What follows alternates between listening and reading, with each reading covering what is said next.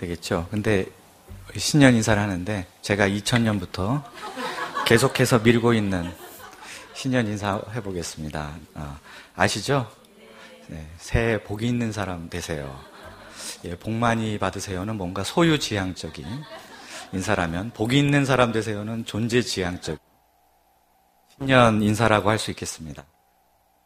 그러면 우리 다 같이 인사하겠습니다. 새해 복이 있는 사람 되세요. 옆에 사람하고도 한번.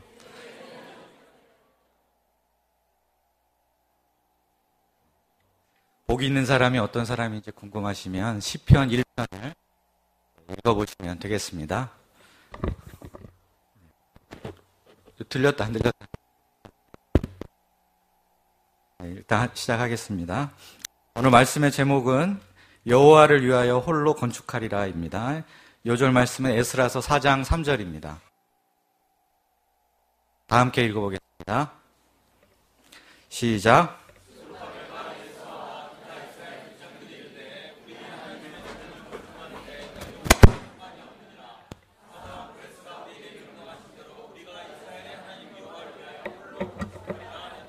기도하겠습니다.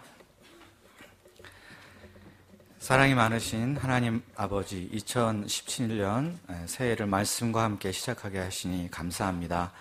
오늘 에스라서 말씀을 통해서 저희 새해의 희망과 또 각오를 새롭게 할 수 있도록 도와주시옵소서. 성령께서 말씀 가운데 친히 역사하셔서 우리로 하여금 깨닫게 하옵시고 영접하게 도와주시고 우리 삶에서 좋은 열매들이 맺히게 인도하여 주시옵소서. 예수님의 이름으로 기도하였습니다. 서정윤 시인의 홀로서기라는 시에 이런 구절이 있습니다. 숱한 불면의 밤을 새우며 홀로서기를 익혀야 한다. 오늘 말씀에는 성전 재건을 본격적으로 시작한 이스라엘 백성들의 홀로서기가 나옵니다. 그들도 분명 신리와 믿음 사이에 고민하며 숱한 불면의 밤을 보내었을 것입니다. 그러나 건물만이 아니라 마음속에 세워질 거룩한 성전을 꿈꾸며 그들은 홀로 서기를 결단했습니다. 우리도 오늘 말씀을 통해 하나님이 주신 희망으로 새롭게 일어서는 공동체, 복음의 순수성을 지키는 예배 공동체의 꿈을 가슴에 품을 수 있기를 기도합니다. 3장 1절을 보십시오. 각자의 성읍에 흩어져 살던 이스라엘 백성들이 7째 달에 이르러 일제히 예루살렘에 모였습니다. 왜 하필 7째 달이었을까요? 유대력으로 7월은 초막절이 있는 달이었기 때문입니다. 초막절은 조상들이 광야 생활했던 것을 기억하고 그때 베푸신 하나님의 은혜를 기념하는 절기입니다. 이를 위해 일주일 동안 온 백성들이 초막을 짓고 그 안에서 생활을 했습니다. 이 절기를 지키기 위해 제사장 예수아와 총독 스룹바벨을 비롯하여 온 백성들이 한자리에 모였습니다. 본문에서 일제히라는 말을 원어로 보면 한 사람처럼이라는 뜻입니다. 모든 백성들이 마치 한 사람이 된 것처럼 몸과 마음을 같이하여 예루살렘에 집결했습니다. 그러자 주변국에서 경계의 눈초리를 보내기 시작했습니다. 저 사람들이 무슨 단체 행동을 하려는 거지? 수상한데, 수상해. 백성들은 저들에게서 어떤 견제와 태클이 들어올지 모르기 때문에 두려움에 빠질 수도 있었습니다. 그러나 그들은 전혀 아랑곳하지 않았습니다. 볼로에 성전이 있던 터에 단을 쌓고 하나님께 번제를 드렸습니다. 율법에 기록된 규례대로 매일 정한 수의 번제를 드렸습니다. 5절 하반절에 보면 백성들이 여호와께 즐거이 예물을 드렸다고 했습니다. 백성들이 다 함께 모여 초막절을 지키는 것이 그는 너무나 즐거웠습니다. 하나님께 제사를 드리는 것 그 자체가 백성들에게는 큰 기쁨이고 감격이었습니다. 왜 그랬을까요? 지난 수십 년 동안 바벨론에서 포로 생활을 하는 동안 기다리고 또 기다려왔던 예배였기 때문입니다. 백성들은 바벨론에서 부당한 대우를 받았습니다. 무시를 당하며 학대와 착취를 당했습니다. 무척 고통스러웠을 것입니다. 하지만 그 무엇보다도 견디기 힘들었던 것은 마음껏 자유롭게 하나님을 예배할 수 없다는 사실, 그것이 그들을 가장 힘들게 했습니다. 제사를 드리고 싶어도 번제를 드릴 수 있는 제단이 없었습니다. 해마다 7월은 돌아왔지만 강제 노역을 하느라 초막절을 지킬 수 없었습니다. 그러나 이제 다시 예배를 드리고 또 자유롭게 절기를 지킬 수 있게 되었습니다. 얼마나 감격스러웠겠습니까? 그래서 백성들은 기다렸다는 듯이 일제히 모여서 즐거이 헌신하고 기쁨으로 예배를 드렸습니다. 우리는 지금 자유롭게 예배를 드릴 수 있다는 것에 대해서 얼마나 감사하고 있습니까? 별로 크게 감사하지 않는 것 같습니다. 너무 당연하게 생각합니다. 그래서 예배를 소홀히 여길 때도 있습니다. 예배 시간에 늦게 오기도 하고 예배에 집중하지 않고 스마트폰으로 카톡이나 문자를 보내기도 합니다. 내내 졸다가 성경을 떨어뜨리기도 합니다. 그러나 사실 우리가 자유롭게 하나님 앞에 나와서 예배 드릴 수 있다는 것, 그 자체가 얼마나 귀하고 감사한 일인지 모릅니다. 김기도원 목사님은 군에 입대해서 훈련소에서 드렸던 첫 예배를 잊을 수 없다고 말합니다. 예배가 시작되자 속에서 뭔가 모르는 뭉클한 것이 올라오고 하염없이 눈물이 흘렀다고 했습니다. 군대 갔다 온 많은 형제 목자님들도 비슷한 경험을 하셨으리라 믿습니다. 저도 그렇습니다. 저는 자대 배치를 받고 나서 첫 번째 예배에 너무 가고 싶었습니다. 그러나 고참들이 무서워서 차마 교회 가고 싶다는 말이 입에서 떨어지지가 않았습니다. 그때 옆에 내무반에서 제대를 며칠 앞둔 병장 한 사람이 들어오더니 이렇게 외쳤습니다. 누구 나랑 같이 교회 갈 사람? 거기 신빙, 나랑 교회 가자. 다짜고짜 제 손을 이끌고 예배에 데려갔습니다.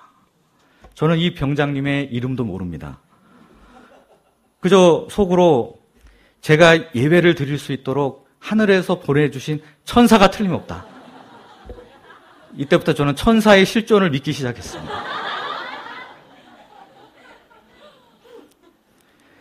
찬양 시간에 아침 안개 눈앞 가리듯이라는 찬양을 부르는데 저의 눈앞을 가리는 것은 안개가 아니라 제 눈물이었습니다. 이후로 전역할 때까지 수요 예배, 주일 오전 예배, 주일 저녁 예배를 단 한 번도 빠진 적이 없습니다. 이거 대단한 겁니다. 군대에서 이 정도로 끝날 일이 아닙니다. 북한에는 지하교회가 있습니다. 은밀하게 모여서 예배를 드립니다. 만약에 찬송가 소리가 밖으로 새나간다면 즉시 끌려나가서 수용소로 가거나 아오지 탄광으로 가야 됩니다. 그래서 소리를 내지 않고 입모양만으로 찬송가를 부른다고 합니다. 그들에게 간절한 소원이 한 가지 있습니다. 죽기 전에 찬송가를 마음 놓고 목청껏 한번 불러보는 것이라고 합니다. 그렇게만 할 수 있다면 더 이상 원이 없겠다고들 말합니다. 그러나 우리는 풍요함과 자유에 너무 익숙해져 버려서 감격이 없이 형식적으로 예배를 드리고 있지 않습니까? 마음껏 찬송가 부르면 누가 뭐라고 하지 않는데 입을 꾹 다물고 있지는 않습니까? 왜 우리는 꼭 예배를 잃어봐야 예배의 소중함을 깨닫는 것일까요? 우리는 왜 이 모양일까요? 풍성하고 자유롭게 예배를 드릴 수 있을 때 더욱 감사하고 예배를 통해 주시는 하나님의 은혜를 마음껏 누리면 얼마나 좋겠습니까? 우리의 신앙생활이 회복되려면 먼저 예배가 회복되어야 합니다. 예배의 감격을 회복해야 합니다. 하나님께 대한 감사를 회복해야 합니다. 하나님께 대한 경외심을 회복해야 합니다. 이번 겨울방학 때 예배학교가 개설된 이유도 이와 같습니다. 주님을 예배함이 은혜입니다. 주님을 예배함이 우리의 기쁨입니다. 주님을 예배함이 우리의 힘입니다. 우리가 예배의 감격을 다시 회복하고 감사와 경외함으로 하나님께 온전히 예배드릴 수 있기를 기도합니다. 8절을 보십시오. 이스라엘 백성들이 예루살렘으로 돌아온 지 거의 2년의 세월이 흘렀습니다. 이때부터 드디어 성전 건축을 위한 구체적인 역사가 시작되었습니다. 스룹바벨과 예수아는 레위인들을 세워 여호와의 전 역사를 감독하도록 했습니다. 황폐한 성정터에 무성하게 자라나 있던 잡초들을 뽑았습니다. 여기저기 굴러다니는 돌들을 골라내었습니다. 부지를 고르고 평탄 작업을 하였습니다. 성전 기둥이 올라갈 주춧돌을 가져다 놓았습니다. 이제 막 성전 기초가 준비되자 성전 기공식 행사가 열렸습니다. 제사장들이 화려한 예복을 입고 나와서 나팔을 불었습니다. 빰빠밤 빰빰빰 빰빠밤. 아삽 자손 레위 사람들이 어쿠스틱 기타와 베이스 기타, 키보드, 드럼 등 각종 악기를 들고 나와 하나님을 찬송하기 시작했습니다. 그 찬송의 내용이 무엇입니까? 11절을 보십시오. 11절을 다 함께 읽어보도록 하겠습니다. 시작. 찬양으로 화답하며 여호와께 감사하여 이르되 주는 지극히 선하심으로 그의 인자하심이 이스라엘에게 영원하시도다 하니 모든 백성이 여호와의 성전 기초가 놓임을 보고 여호와를 찬송하며 큰 소리로 즐거이 부르며. 찬양팀의 싱어들은 두 파트로 나누었습니다. 한편에서는 주는 지극히 선하십니다 노래하자, 또 반대편에서 그의 인자하심이 이스라엘에게 영원하십니다 라고 화답하였습니다. 그러자 온 백성들도 큰 소리로 즐거이 따라 부르며 여호와를 찬송하였습니다. 주는 지극히 선하십니다. 그의 인자하심이 영원하십니다. 우리도 한번 해볼까요? 네, 이쪽 편에서 주는 지극히 선하십니다. 이렇게 하면 이쪽에 앉으신 분께서 그의 인자하심이 영원하십니다. 이렇게 한번 해보겠습니다. 시작. 주의 영원하십니다. 다시 한번 더 크게 한번 해보겠습니다. 주는 지극히 선하십니다. 그의 인자하심이 영원하십니다. 시작. 주는 지극히 선하십니다. 그의 인자하심이 영원하십니다. 아멘. 어떤 점에서 하나님은 선하시고 인자하신 분이십니까? 이스라엘은 악하고 목이 곧은 백성이었습니다. 살아계신 참 하나님을 버리고 바알과 아스타롯과 같은 죽은 우상들을 섬겼습니다. 수많은 선지자들의 경고와 책망을 받고도 말씀을 듣지 않고 불순종했습니다. 이런 백성들은 진작에 심판을 받아서 끊어져야 마땅했습니다. 한 200~300년 동안 계속 포로 생활을 한다고 해도 아무 할 말이 없었습니다. 그러나 하나님은 선하신 분입니다. 하나님은 인자하신 분이십니다. 하나님은 겨우 100년도 지나지 않았는데 자기 백성들을 다시 돌아오게 하셨습니다. 허물어졌던 제단이 복구되었습니다. 가끔 지나가는 짐승 소리만 들리던 예루살렘 거리에 초막절을 지키는 사람들로 북적이게 하셨습니다. 잡초만 무성하던 성전터에 새 성전의 기초가 놓였습니다. 이렇게 다시 한번 회복의 기회를 주신 하나님의 그 인자하심과 선하심을 생각할 때 백성들은 감격에 겨워 하나님을 찬송하지 않을 수 없었습니다. 그러나 이 기쁘고 감격스러운 순간에 한쪽 구석에서 눈물을 쏟고 있는 사람들이 있었습니다. 그 사람들이 누구입니까? 12절을 보십시오. 12절도 함께 읽어보겠습니다. 시작. 제사장과 레위 사람들과 나이 많은 족장들은 첫 성전을 보았으므로 이제 이 성전의 기초가 놓임을 보고 대성통곡하였으나 여러 사람은 기쁨으로 크게 함성을 지르니. 포로로 끌려가기 전에 화려하고 웅장했던 솔로몬 성전을 본 기억이 있는 노인들은 대성통곡을 하였습니다. 이들의 눈에 비친 성전터는 너무 작고 초라하기 그지없었습니다. 쪼그라든 성전터를 보니까 마음이 아팠습니다. 또 이렇게 성전이 쪼그라들게 된 원인이 자신들의 죄 때문이었다는 걸 생각하니까 더욱 마음이 아팠습니다. 그래서 흐르는 눈물을 주체할 수가 없었습니다. 반면에 예전에 그 성전을 본 적이 없는 젊은이들은 마냥 신나고 즐거웠습니다. 이 성전이 자기들 인생의 최초의 성전이 될 것이기 때문에 기대가 크고 마음이 설레었습니다. 한쪽에서는 대성통곡을 하고 한쪽에서는 기쁨의 화로를 지르고 참 분위기가 묘했습니다. 멀리서 이 소리를 들은 사람들은 울음과 웃음소리가 뒤섞여서 분간할 수가 없었습니다. 어떻게 보면 이 장면이 참 어처구니 없어 보이기도 합니다. 기초밖에 안 놓였기 때문에 아무것도 없는데 사람들이 한쪽에서 막 울고 있고 한쪽에서는 막 기쁨의 환성을 지르고 있고 누가 보면 참 이상한 사람들이다. 왜 저러고 있나 싶었을 것입니다. 아직 성전에 아무 형상도 보이지 않았습니다. 기둥 하나 서지 않았습니다. 문짝 하나 달지 않았습니다. 다만 성전의 기초만이 놓였을 뿐입니다. 그런데 너무 호들갑을 떠는 것처럼 보일 수 있습니다. 그러나 이 백성들의 마음속에는 이미 아름답고 영광스러운 하나님의 성전이 완성된 모습으로 그려지고 있었습니다. 황폐했던 옛 성전터에 성전 기초가 놓였다는 점에서 이제 그들에게 희망의 싹이 트기 시작했습니다. 이 희망의 싹이 자라서 잎이 나고 꽃이 피고 열매가 맺히는 날이 올 것을 믿었습니다.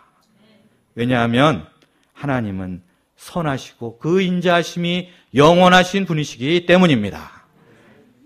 그래서 백성들은 이날에 큰 소리로 목청껏 찬양할 수 있었습니다. 잔치를 벌이고 웃기도 하고 울기도 하면서 이 잔치를 즐겼습니다. 요즘 우리 가운데 학생 제자 양성 역사의 기초가 다시 놓이고 있음으로 인해 하나님께 감사합니다. 2010년 가을 제자 수양회를 기억하십니까? 그때 우리에게는 학생 제자가 너무 없었습니다. 제자 수양회를 안 할 수는 없는데 막상 할 수 있는 것이 아무것도 없었습니다. 심포지움을 하려고 해도 발표할 사람이 없었습니다. 그래서 그때 낮에는 야외에서 고기를 구워 먹었습니다. 넓은 잔디밭에 불판이 줄지어 서 있는 장관이 펼쳐졌습니다. 저녁에는 부부 열창대회를 열었습니다. 그때 명아브라함 명사라 목자님 가정이 무조건이라는 트로트를 개사하여 무조건적인 하나님의 사랑을 감동적으로 노래하셨습니다. 무조건이야 특급 사랑이야 이거 하셨던 기억이 납니다. 이렇게 잘 먹고 즐겁게 보내기는 했는데 뭔가 씁쓸한 여운이 남았습니다. 학생 제자 양성 역사가 여기서 다 무너져가나 싶기도 했습니다. 그런데 작년 가을 수양회 때는 세 팀으로 나누어서 갔음에도 불구하고 각 팀마다 학생들이 5명 내지 6명씩 심포지엄을 발표했습니다. 심포지엄의 질적 수준도 역대급이었다. 감히 저는 이렇게 말할 수 있습니다. 불과 6년 만에 이런 변화가 일어났으니 얼마나 놀라운 일입니까? 얼마나 감격스러운 일입니까? 그런데 1980년대를 기억하시는 목자님들 중에는 이래도 여전히 성에 안 차시는 분들이 많으실 것입니다. 제가 학창시절에 여름 수양회를 하면 우리 센터에서 900명 정도가 여름 수양회에 참석을 했습니다. 그것도 대다수가 다 학생들이었습니다. 한 번에 수양회를 못해서 1진, 2진으로 나눠서 2차례를 수양회에 갔습니다. 제가 섬기던 요회에서는 저와 요회 동역자 딱 리더가 2사람뿐이었지만 아카데미를 열면 양들이 12명 정도가 하루에 왔습니다. 양이 안 오는 게 문제가 아니라 너무 많이 와서 나중에 누가 왔었는지 기억이 안 나는 것이 문제였습니다. 그들을 어떻게 케어할 것인가가 고민이었습니다. 근데 요즘 어떻습니까? 우리가 아카데미라면 3명, 4명. 전체에서 3명, 4명 이 정도 옵니다. 그런데 우리 학생 목자님들은 되게 좋아합니다. 어제 3명 왔는데 오늘 4명 왔어요. 기쁨의 함성을 지릅니다. 1980년대와 지금을 비교하면 현재의 모습은 한없이 초라해 보일 수 있습니다. 그러나 현재의 모습이 전부가 아닙니다. 이 현재의 모습을 기초로 해서 앞으로 세워질 하나님의 성전을 바라볼 수 있어야 하겠습니다. 이사야서 43장 18, 19절은 이렇게 말합니다. 너희는 이전 일을 기억하지 말며 옛날 일을 생각하지 말며 보라, 내가 새 일을 행하리니 이제 나타낼 것이라. 너희가 그것을 알지 못하겠느냐? 반드시 내가 광야의 길을 사막에 강을 내리라. 하나님께서 이제 우리를 통해서 새 일을 이루실 줄을 믿습니다. 광야의 길이 나며 사막에 강이 터지듯 굳게 닫혔던 양들의 마음에 말씀의 길이 날 것입니다. 사막 같은 캠퍼스에 복음의 생수가 터질 것입니다. 하나님께서 우리 각자의 심령에 이런 희망의 빛을 비추어 주시기를 기도합니다. 우리 가운데 이런 새 역사가 시작될 비전을 꿈꾸며 2017년 새해를 힘차게 시작할 수 있기를 기도합니다. 4장 1절과 2절을 보십시오. 한창 성전 공사 중인 때 어떤 사람들이 와서 스룹바벨과 족장들에게 이런 제안을 했습니다. 우리도 너희와 함께 건축하게 하라. 우리도 너희같이 너희 하나님을 찾노라. 이거 얼마나 반가운 소리입니까? 막상 성전 재건 역사를 시작하고 보니 어려운 점들이 참 많았습니다. 무엇보다도 자금과 일손이 부족했습니다. 이 사람들이 와서 함께 성전 건축을 하자고 하니 귀가 솔깃하지 않을 수 없었습니다. 그런데 스룹바벨과 족장들은 어떻게 대답을 했습니까? 다 같이 요절 말씀인 3절 말씀을 한 목소리로 읽어보겠습니다. 시작. 스룹바벨과 예수아와 기타 이스라엘 족장들이 이르되 우리 하나님의 성전을 건축하는데 너희는 우리와 상관이 없느니라.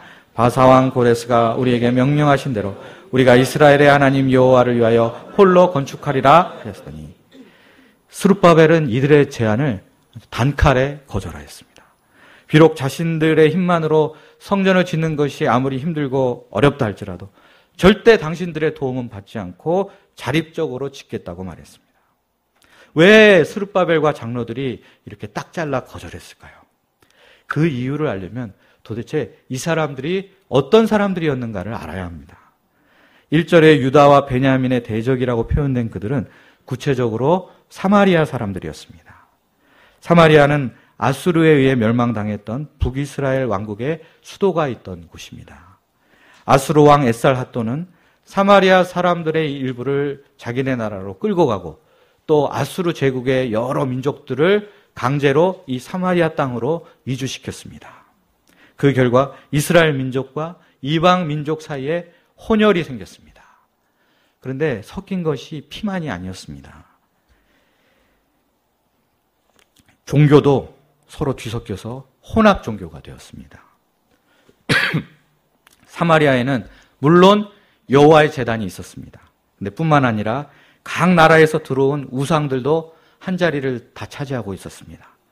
바벨론의 숫꽃 느고신, 굿 사람의 네르갈신, 하마 사람들이 가져온 아시마신, 아바 사람들이 들여온 나파스와 다른 학신, 스발와임 사람들이 가져온 아드람멜렉과 아남멜렉신 등등 각종 우상들이 즐비했습니다. 사마리아는 여호와 하나님도 섬기고 다른 하나님도 섬기는 혼합주의, 잡탕 종교의 본산이 되고 말았습니다. 그런데 만약 이들이 성전 건축 역사에 들어와서 함께 참여하게 되면 어떤 일이 벌어지겠습니까? 오직 여호와 하나님 한 분만을 섬기는 신앙의 순수성이 위협을 받게 될 것입니다. 결국 새 성전 안으로 여러 우상들이 함께 따라 들어올 것이 뻔했습니다.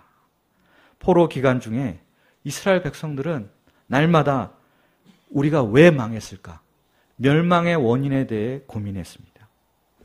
결론은 단 하나였습니다. 곧 우상 숭배의 죄를 범했기 때문이었습니다. 그 근원은 솔로몬 시대로 거슬러 올라갑니다. 솔로몬은 주변국들과 외교 관계를 맺는다는 명분으로 여러 나라의 공주들과 정략 결혼을 했습니다. 무려 1000여 명의 왕비를 거느렸습니다. 그때 왕비들이 궁에 혼자 들어오지 않았습니다. 자기들 나라의 우상을 함께 끌고 들어왔습니다. 앞에서는 여호와 하나님께 제사를 지내고 뒷뜰에 가서는 산당을 짓고 자기들의 신에게 제사를 지냈습니다. 이것이 혼합주의 종교의 시작이었습니다. 솔로몬 때부터 시작된 이 혼합주의 신앙 때문에 나라의 영적 질서가 무너져 갔습니다. 하나님께 대한 절대성과 순수성을 상실해버렸습니다. 그 결과 북이스라엘은 아수르에게 망하고 남유다는 바벨론에게 멸망당했습니다. 그래서 포로가 된 백성들은 다시는 우상 숭배의 죄를 범하지 않으리라 다짐하고 또 다짐하였습니다. 그런데 이제 겨우 은혜를 입어 회복의 역사가 시작되는데 여기서 또다시 우상 숭배에 빠진다면 그 결과가 어떻게 되겠습니까? 불보듯 뻔한 결과가 나타날 것입니다. 현실적으로 손해가 있다 하더라도 혼합주의 종교가 비집고 들어올 틈을 결코 내어줄 수가 없었습니다. 이스라엘 백성들이 살 길은 예배를 더럽히지 않고 신앙의 순수성을 지키는 길, 그 길밖에는 없었습니다. 그렇지 않으면 이제 막 시작된 회복의 역사는 또다시 다 물거품이 될 수밖에 없었습니다. 혼합주의 종교는 사마리아만의 문제가 아닙니다. 지금도 있습니다. 이 시대의 혼합주의 종교는 먼저 종교다원주의를 꼽을 수 있습니다. 간혹 신문에 보면 성탄절에 스님이 성당에 와서 축사를 해주고 돌아가는 이야기가 실리곤 합니다. 또 다음해 4월 초파일이 되면 신부님이 절에 가서 축사를 해줍니다. 이런 모습을 보며 사람들은 이 얼마나 훈훈한가, 얼마나 아름답냐라고 이야기합니다. 일치와 연합이라는 명분을 앞세워 종교와 종교 간의 차이를 최대한 축소하고 교류와 협력을 더 늘려가자는 주장이 득세하고 있습니다. 하지만 실상은 연합이 아니라 혼합입니다. 그 과정 속에서 점점 약해지는 것은 예수님만이 우리의 구원자시오, 경배와 찬양을 받기에 합당하신 주님이시라는 그 신앙 고백이 약해져 가고 있습니다. 각 종교마다 다 구원이 있다고 하니 더 이상 전도하고 선교할 필요도 없습니다. 심지어 하나님을 예배하겠다고 모인 자리에서 구판이 벌어지는 참담한 사건도 일어나고 있습니다. 또 다른 형태의 혼합주의로 우리나라에서는 기복신앙, 미국에서는 번영복음, 프로스페리티 가스펠이라고 불리는 것이 있습니다. 여기서는 하나님을 섬기고 겸하여 돈도 섬깁니다. 하나님은 그저 나를 잘 먹고 잘 살게 해주시는 분으로만 여깁니다. 예배 때 하나님의 이름을 부르기는 하지만 실상은 만몬신을 부르고 있는 것입니다. 그리고 최근에는 기독교 인본주의라는 혼합주의 종교가 신앙의 순수성을 위협하고 있습니다. 이들이 요즘 내세우는 이슈는 동성애 옹호입니다. 소수자의 인권을 보호해야 한다는 당위성을 들고 나옵니다. 교회는 동성애를 더 이상 죄악시하지 말라고 요구합니다. 많은 교회들이 이미 여기로 넘어갔습니다. 얼마 전 미국 장로교단 PCUSA라고 하는데 원래 우리나라에 20세기 초 선교사를 많이 파송했던 교단이 바로 이 미국 장로교단입니다. 그런데 이 PCUSA마저도 동성애자 목회자에게 안수를 하겠다는 결의를 해서 많은 사람들이 충격을 받았습니다. 그러나 성경은 분명히 동성애가 하나님의 창조 질서를 무너뜨리는 죄임을 신구약 여러 곳에서 증거하고 있습니다. 동성애 문제는 단지 동성애 하나만의 문제가 아닙니다. 성경의 권위를 인정하고 따를 것이냐, 아니면 사람의 생각과 마음대로 성경을 뒤집을 것이냐 하는 싸움입니다. 이런 현대판 사마리아 사람들, 복음의 대적들과 기독교라는 큰 우산 아래서 같이 잘 지내보자 이렇게 하다 보면 그 결과가 어떻게 되겠습니까? 우리도 모르는 사이에 점점 말씀에 대해서 상대적인 생각을 하게 될 것입니다. 예배가 타락하게 될 것입니다. 영혼 구원의 열정은 다 사그라들게 될 것입니다. 결국 복음의 순수성, 신앙의 순수성을 전부 다 잃어버리게 될 것입니다. 유럽은 지난 2000년 동안 기독교의 총본산이었습니다. 그런데 현재 유럽의 교회는 해가 갈수록 쇠퇴하고 있습니다. 예배당이었던 곳이 팔려서 술집이 되고 나이트클럽으로 변해가고 있습니다. 그 원인이 무엇입니까? 혼합주의 신앙과 타협하다가 복음의 생명력을 잃어버렸기 때문입니다. 우리는 이런 혼합주의 세력에 대해 이렇게 단호히 말해야 합니다. 너희는 우리와 상관이 없느니라. 우리가 여호와를 위하여 홀로 건축하리라. 우리는 어떤 일이 있어도 말씀 중심, 복음 중심, 그리스도 중심의 순수 신앙을 지켜야겠습니다. 이것을 지키지 못하면 영적으로 나도 죽고 양들도 죽고 우리의 자녀들도 죽습니다. 우리가 이 시대에 교묘하게 교회에 침투하여 복음 신앙을 무너뜨리는 대적들과 맞서 싸울 수 있기를 기도합니다. 우리 공동체가 앞으로 계속해서 말씀 중심, 복음 중심, 그리스도 중심의 참된 믿음의 집을 건축해 나갈 수 있기를 기도합니다. 4절을 보십시오. 스룹바벨에게 거절당한 사마리아 사람들의 반응이 어떻습니까? 그 땅 사람들은 유다 백성들의 손을 약하게 하여 성전 건축을 방해하기 시작했습니다. 이것을 보면 사마리아 사람들이 순수하게 도움을 주고자 하는 동기와 의도로 접근한 것이 결코 아니었던 사실을 분명하게 알 수 있습니다. 여기서 손을 약하게 한다는 말은 의욕을 상실하게 한다는 뜻입니다. 사람이 처음에 의욕을 가지고 시작했던 일이라 할지라도 지속적으로 방해를 받게 되면 의욕을 상실하게 됩니다. 손을 놓게 됩니다. 바로 이것을 노리고 대적들은 방해 공작을 펼쳤습니다. 그들은 성전의 포크레인 소리 때문에 낮잠을 잘 수 없어요 하면서 구청에 민원을 넣었습니다. 공사 차량이 지나가야 할 도로에 드러누워서 날마다 성전 재건 결사반대 시위를 벌였습니다. 또 뒤로는 관리들에게 뇌물을 주어서 성전 재건 공사를 막으려고 했습니다. 이들에게 뇌물을 먹은 관리들이 도장을 안 찍어주어서 도무지 일이 진척이 되지를 않았습니다. 별것도 아닌 일에 트집을 잡아서 수시로 공사 중지 명령을 내렸습니다.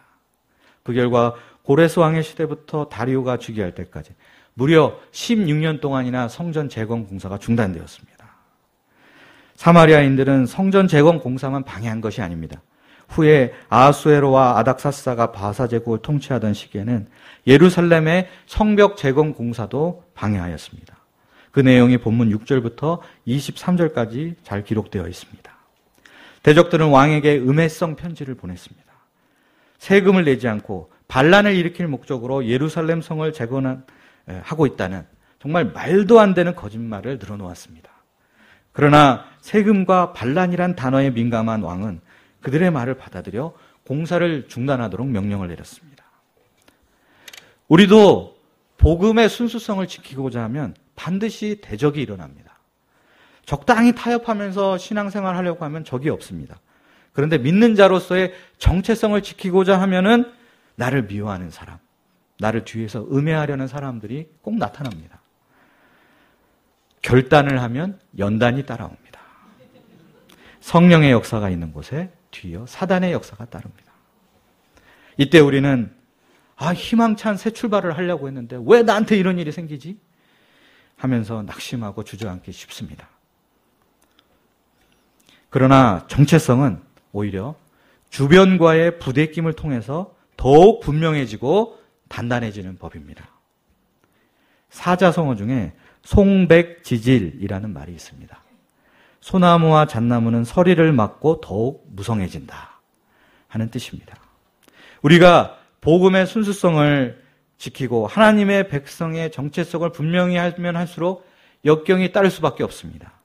그러나 그 역경이 우리를 더욱 단단하게 해주고 영적 성숙과 성장으로 인도할 것입니다.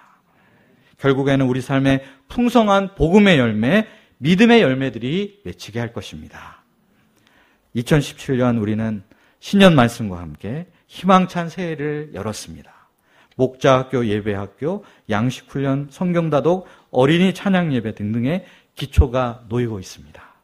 그러나 올해도 틀림없이 복음의 원수가 우리를 방해하고 의욕을 상실하게 하여 주저앉히려고 할 것입니다. 그러나 우리가 믿음으로 이 역경들을 딛고 일어나서 올해 무성한 축복의 가지를 캠퍼스와 삶의 현장에 뻗을 수 있기를 기도합니다. 성령의 열매를 풍성하게 맺을 수 있기를 기도합니다. 우리 하나님은 선하시고 그 인자하심이 영원하신 분이시기에 반드시 우리의 이 기도를 이루어 주실 줄 믿습니다. 기도하겠습니다. 거룩하신 하나님 아버지,